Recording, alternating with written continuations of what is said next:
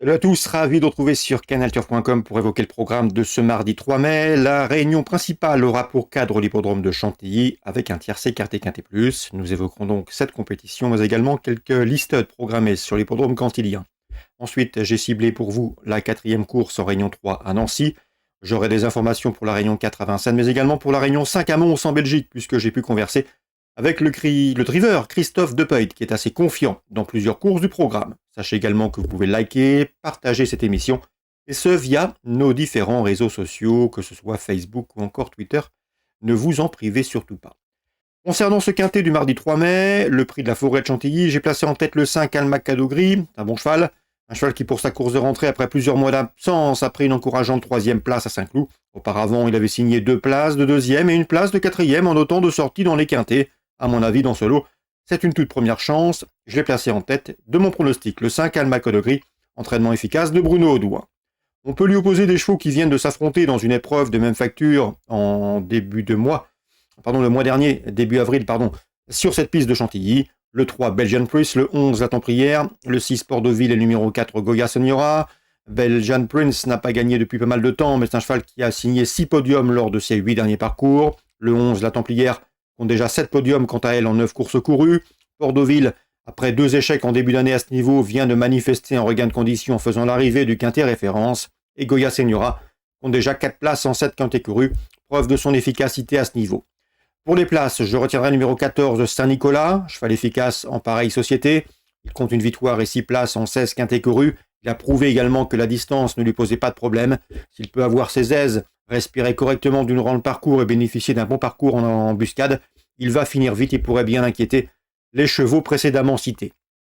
Attention à lui, il a le profil du séduisant Trouble Fête.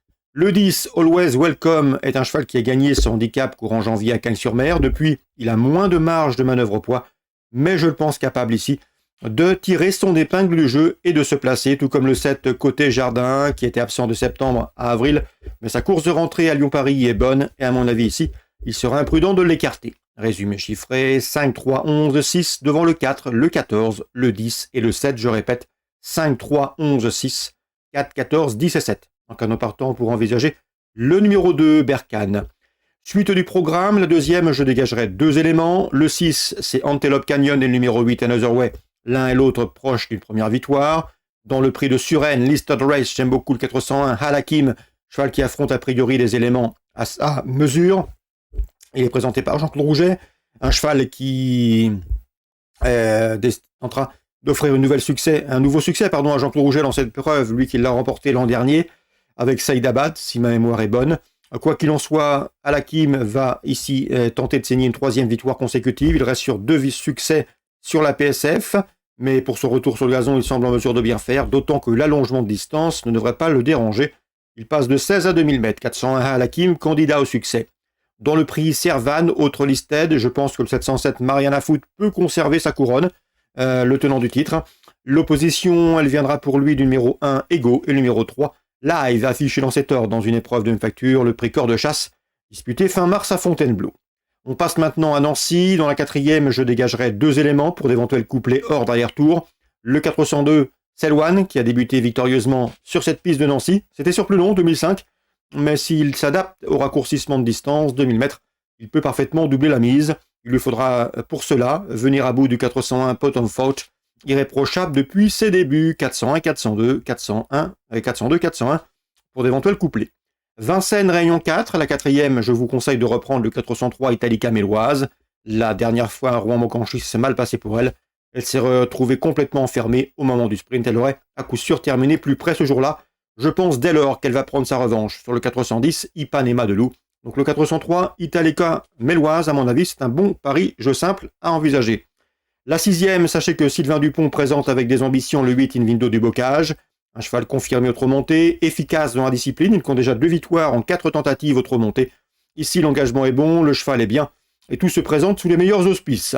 Dans la 6e toujours, le 606 Icare du Trésor, qui a des références lui aussi à faire valoir au trot monté, pourrait bien être son principal opposant.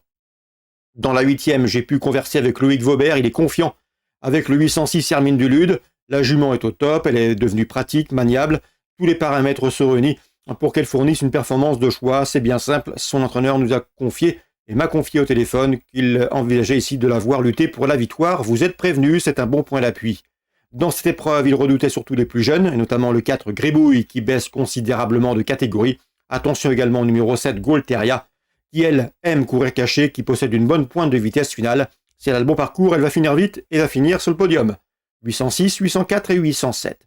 Je vous avais promis également de parler de la réunion 5 à Mons. Outre le 106 Earl Simon qui fait figure d'épouvantail en début de réunion, un cheval qui fait le plein de confiance en dehors de nos frontières avant de revenir plus fort dans l'Hexagone, lui qui est un cheval de niveau groupe 1, il s'annonce une nouvelle fois redoutable le 106 Earl Simon. Concernant Christophe de Pelt, il est très confiant avec le 206 Hitch King qui vient de s'imposer, un cheval de qualité, un cheval qui aime aller de l'avant, qui va sans doute aller de l'avant, et à mon avis qui peut s'imposer de bout en bout. Dans la quatrième, il drive également le 408 Factor Chance, un numéro en dehors derrière la voiture, un numéro qui n'a rien d'enviable, mais d'après lui, le cheval peut terminer sur le podium.